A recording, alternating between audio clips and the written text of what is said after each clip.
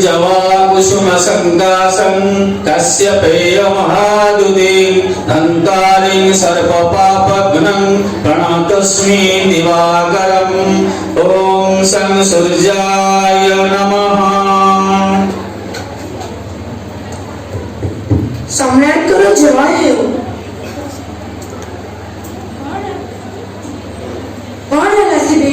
सूर्य को प्रति आपणकर अयोदान और भक्ति वास्तव में अनुकरणीय।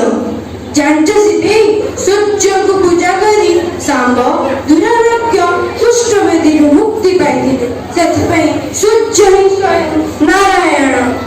हाँ छामु देखो सिद्धि देखो कि अपूर्व दृश्य।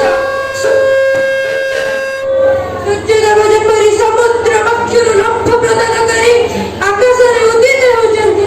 एई समय मोर गोटे कथा मने पड़छि सिबी कोन छामु मो मां छाया महादेवी कर शेष अनुरोध थिला जे मु एई चंद्रभागारे तोड़िबे एक सुंदर सूर्य मंदिर। तेबे छामु हाँ सिबी मु सूर्य वंशर दायक मो मां कर वचन रक्षा करी ए चंद्रभागारे तोड़िबे एक सुंदर सूर्य मंदिर एवं ताई हम उत्तर सर्वश्रेष्ठ कीर्ति। सम्राट को जय सिबी आम उत्कलर कारीगर मानक मो पाखु डकाओ एवं सेमानक मध्यरु बछ बछ कारीगर नै मो मंदिर तोड़ा आरंभ करिदे आ सेति में समस्त दायित्व मु तुम उपरे न्यस्त करी सिबी। ताहाई हेबो सम्राट का आदेश अवश्य पालित हेबो।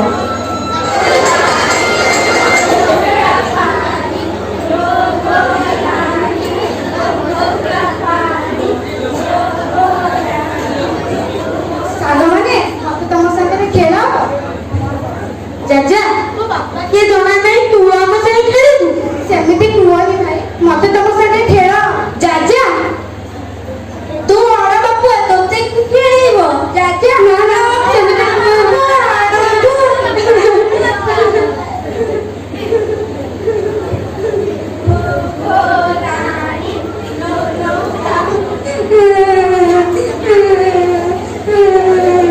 अरे वो धनन कौन है तू मुहेंते सुखी जाइछि तू कांदुछु काई भोक लागले ना हो रोसई सारिलिनी आ मो हातरे तते खुआई देबी। तू खाइबिनी अरे कौन हेछि कह करे तू कांद देखिले मो छाती फाटी जाउछि रे धरबा तू माने एरा माने विसिकेशन कह कौन पे कांदुछु गोटे कथा पछे सत्य कहबू भला बायाटा कहिबी कह मां मते सत्य कहबू कौन कहूछि तार मां मो मां है तो देव छेबी बापारे मु पछे मरी जाए तू जीव अछि तो बापारे ना रख बापर ना रो ये को बापा मु हेला दिनु तू मते येड सेड कई भंडेई दोछु आती छाडी दिनी मां कह ये को बापा मुंड खाइबो धरमा कौन हेछि तो मुंड रे जे कथा काहे बसिला सांग माने मते अण बापू आबे चिडू दिनी मां सुन तते आज मु सब कथा कहबी। आज को दीर्घ 12 वर्ष हो गला तू जन्म हो न थाउ मणिमाघ भाई से देउळ तळीबा को जाई छथि जे आ फेरी नांती देउळ तळीबा को जाई छथि तांकर ना अम्मा कथा मन पडुनी से का अम्मा को टिके देखिए को आसुनांती तो बापा को सहित सारा राइजरु 1200 कारीगर मंदिर तैयारी कामरे लागि छथि। अम्मा राइजर को मोटे 12 कारीगर अछथि नाई रे पुओ केते कारीगर मध्यरु राजा बाछि 1200 कारीगर को रखछथि आ तो बापा होछथि मुख्य कारीगर। हां मते बापा को जीवा को बहुत इच्छा रहे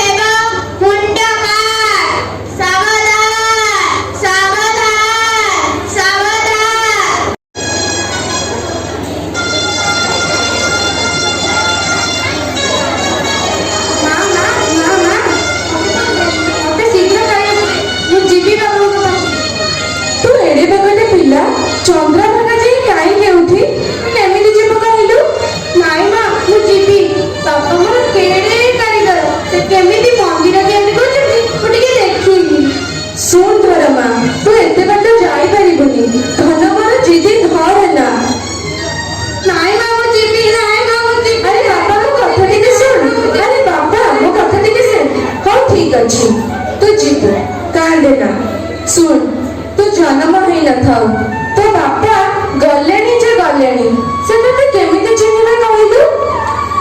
ଲକ୍ଷ୍ମୀ ମା ତ କହୁଥିଲା ମୁଁ ଠିକ ମୋ ବାପାଙ୍କ ଭଳି ଦେଖିବାକୁ।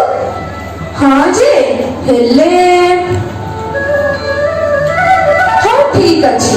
ଶୁଣ, ତୁ ଆମ ବାଡ଼ି ବଡ଼ କୋଳି ତାକୁ ତୁ ସାଙ୍ଗରେ ନେଇଯିବୁ, ଆଉ ଆମ କାଳିଆ କୁକୁର ତାକୁ ବି ତୁ ସହିତ ନେଇଯିବୁ।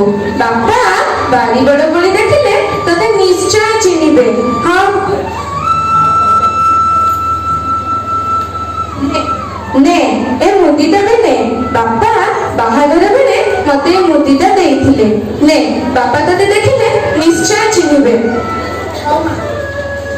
ଯା ବାପା, ଦେଖିକି ଯିବୁ। ଠାକୁରାଣୀଙ୍କର ଢେର ସାରା ହୁଅନ୍ତୁ।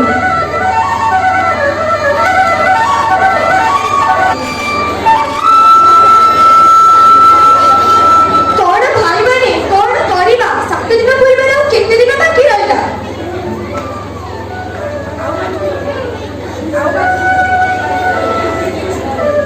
ଆଉ ମାତ୍ର ଗୋଟିଏ ଦିନ ବିଶୁ ଭାଇ, କଣ କରିବା?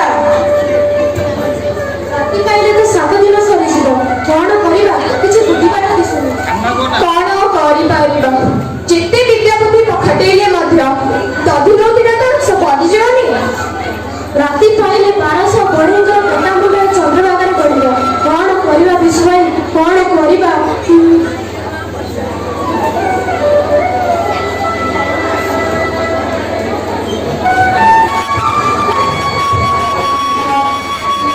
ମଉସା, ଆପଣ ବିଶୁ ମହାରାଣାକୁ ଚିହ୍ନିଛନ୍ତି? ହଁ, ତୁମେ କିଏ? ତାଙ୍କୁ କାହିଁକି କରୁଛ? ମୁଁ ତାଙ୍କ ପୁଅ ଧର୍ମପଦ। ଗାଁରୁ ପଚାରି ପଚାରି ଏତେ ବାଟ ଆସିଛି ବାପାଙ୍କୁ ଦେଖା କରିବା ପାଇଁ। ମତେ ଟିକେ ମୋ ବାପାଙ୍କୁ ଚିହ୍ନେଇ ଦିଅନ୍ତୁ। ତୁ କିଏ ବାପ? କୁଆଡ଼େ ଆସିଛୁ? ମୋ ନାଁ ଧର୍ମପଦ। ମୋ ବାପାଙ୍କ ନାଁ ବିଶୁ ମହାରାଣା। ସେ ସୂର୍ଯ୍ୟ ଦେବତାଙ୍କ ମନ୍ଦିର ତୋଳିବା ପାଇଁ ଚନ୍ଦ୍ରଭାଗାକୁ ଆସିଛନ୍ତି। କାହିଁ ସେ ମୋତେ ଦେଖ,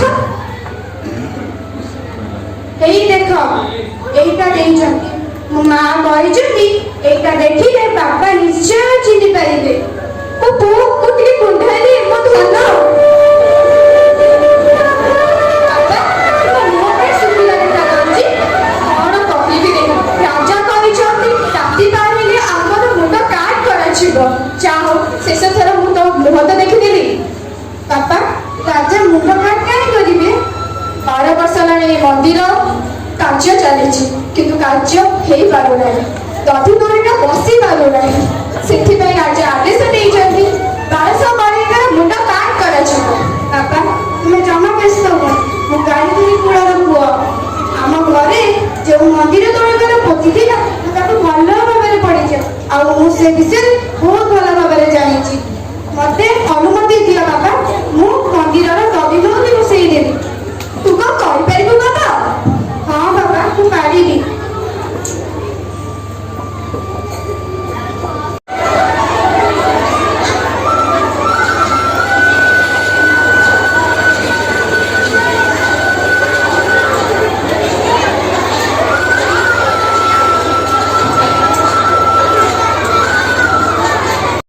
ବୁଦ୍ଧି ଓ ସାହସ ଯାହା 1200 ବଢ଼େଇ କରିପାରିଲେନି ତାହା ତୁ କରି ଦେଖେଇଛୁ।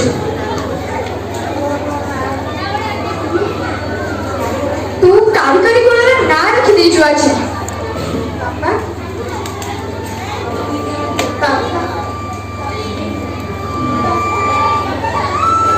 କଥା ପଚାରିବାକୁ ଆସୁଛୁ। ଯଦି ରାଜା ଜାଣିବେ ଯାହା 1200 ବଢ଼େଇ କରିପାରିଲେ ନାହିଁ ତା ସାମାନ୍ୟ ପିଲାଟିଏ ବତେଇଛି, ଆମ ମାନ ମତ ରହିବ ତ? ମରୁଭୂମିରେ ପ୍ରଳୟ ହେଉ ପଛେ ଆମେ ତୋଠାରୁ ଉତ୍ତର ଚାହୁଁ। 1200 ବଢ଼େଇର ଦାୟ ନା ପୁଅର ଦାୟ? 1200 ବଢ଼େଇର ଦାୟ ନା ପୁଅର ଦାୟ? 1200 ବଢ଼େଇର ଦାୟ ନା ପୁଅର ଦାୟ? 1200 ବଢ଼େଇର ଦାୟ। ଏକା ଧର୍ମ ମରିଗଲେ ତାହାର କିଛି କ୍ଷତି ହବ ନାହିଁ। ସବୁଦିନକୁ ଶିଳ୍ପ କ୍ଷେତ୍ର ବଞ୍ଚି ରହୁ। ନା ନା ପୁଅ, ମୁଁ ତତେ ଛାଡ଼ି ପାରିବିନି।